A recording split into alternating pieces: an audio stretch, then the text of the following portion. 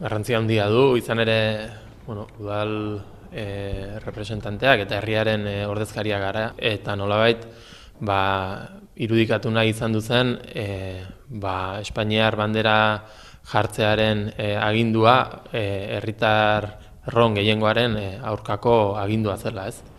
Eta garrantzitsua izan duzan, bai.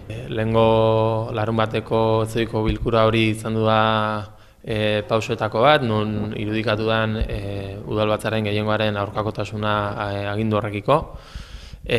Ondoren plaka bat ere jarri genuen udal eraikinaren sarreran, posizio honen aurkako hitz batzuekin, eta ondoren baita ere, larun batean bertan, ikurrinaren aldeko festa edo ekitalditxo bat egintzan, eta masta batekin ikurrina handi bat jarri dugu plazan, nolabait kontrapixu bezala edo, gero etorriko zaigun agindu hori betetzeari egingo dion kontrapixua, ez.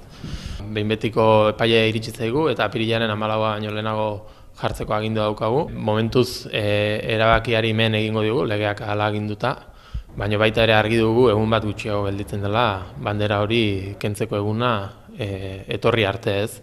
Orain ez dugu ikusten, Espainiako gobernuak argi ikusten dugu harrapatu nahi gaituela bere jokoan eta nolait gure kontraesanetan eroriz harrapatu nahi gaituela legearen aurkako ekintzaren bat egin eta gure kontrako auzibideak irekiz